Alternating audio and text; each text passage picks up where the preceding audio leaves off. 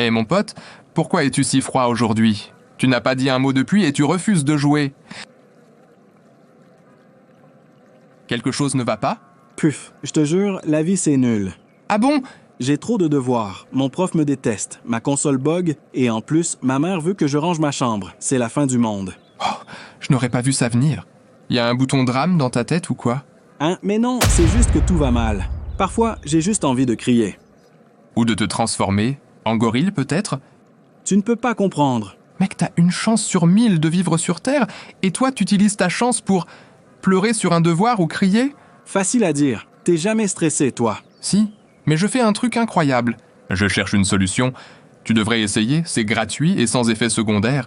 Une solution? Genre quoi? Je claque des doigts et les problèmes disparaissent. Non, mais tu peux faire tes devoirs petit à petit, réparer ta console au lieu de l'insulter et ranger ta chambre.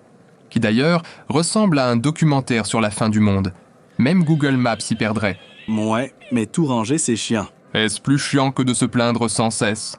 Je crois que si les gens gagnaient des points chaque fois qu'ils râlent, tu pourrais t'acheter tout un continent.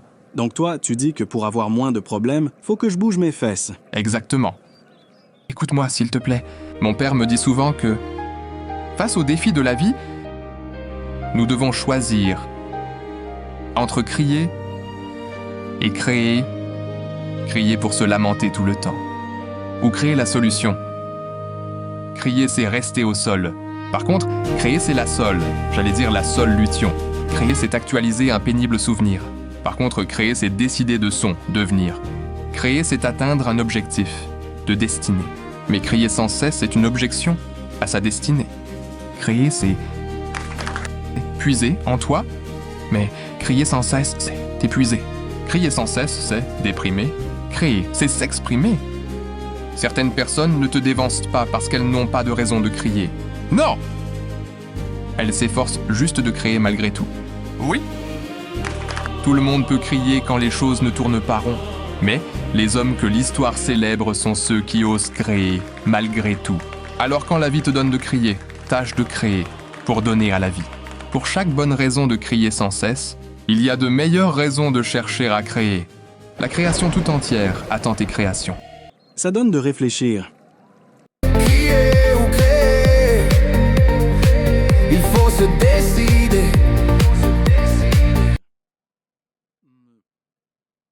Je constate que ton père te donne de sages conseils. Si j'en avais un comme le tien, je me plaindrais peut-être moins.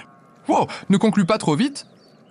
Mon père, c'est pas un super-héros, mais il a quand même le pouvoir de ronfler à travers les murs. Ha ha ha.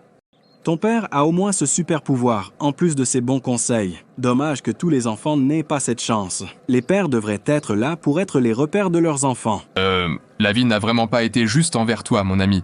J'imagine que ce n'est pas du tout facile pour toi de n'avoir jamais connu ton père. Désolé, mais... Tu peux au moins compter sur mon attention, mon ami.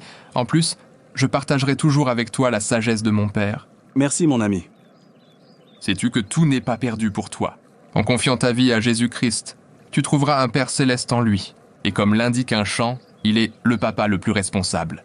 Tu crois vraiment en cette histoire de Jésus-Christ? Ma mère dit qu'on n'a pas besoin de cette histoire farfelue. D'ailleurs, beaucoup de pays développés aujourd'hui ne professent même pas la foi chrétienne. J'aime bien ta mère, tu sais. Elle fait d'ailleurs d'excellents cookies.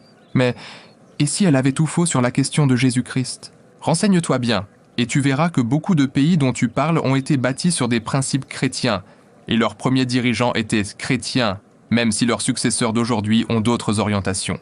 Jésus-Christ n'est pas une légende, une idée. Il est une personne, vivante, actuelle, aimante, une rencontre, ou mieux, la rencontre qui change tout le reste. Tu es fou, Kadosh. Ton grand savoir te fait déraisonner. Je ne suis pas fou, mon excellent ami. Ce sont au contraire des paroles de vérité et bon sens que je prononce. Jésus-Christ a dit à ses disciples « Laissez venir à moi les petits-enfants et ne les en empêchez pas, car le royaume des cieux est pour ceux qui les ressemblent. » Non seulement Jésus-Christ écoute ses enfants quand ils sont là à crier, mais aussi il les inspire à créer des solutions innovatrices, et pour eux et pour autrui, car Jésus-Christ nous encourage pour que nous encouragions nos semblables. Tu vas bientôt me persuader de devenir chrétien, Kadosh. Que ce soit bientôt ou tard, plaise à Dieu que non seulement toi, mais aussi ta mère, vous deveniez chrétien comme moi. Tu sais, tu es libre d'accepter Jésus-Christ dans ta vie. Et si tu ne le fais pas aujourd'hui, considère au moins intellectuellement la possibilité de l'erreur des discours antichrist. En tout cas, tu m'auras appris des choses aujourd'hui. Crier, créer, Jésus-Christ. Je vais penser à tout ça. Ne pense pas seulement, mais agis aussi. Quand ta pensée fixe un but, c'est ton action qui détermine le début. Mon père m'a appris qu'un but sans début est un abus de l'esprit. Car, qui pense juste, sans dépense juste, n'obtient pas de plaisante récompense. Wow! Le but, le début, ou l'abus, et pense, dépense, récompense. Tu m'expliqueras tout ça une prochaine fois. Je pense que je devrais cesser de crier pour aller au moins créer de l'ordre dans ma chambre. Je peux t'aider à ranger ta chambre, tu sais. À deux, ça ira plus vite. Ah, merci. Tu sais, tu es vraiment serviable, Kadosh. Oh, ne t'empresse pas de me remercier. Je veux t'aider car une petite voix me dit que dans le bazar de ta chambre, on trouvera un plat de cookies oublié quelque part. Ha ha ha. T'inquiète, ma mère en a fait hier soir. Tu seras bien servi.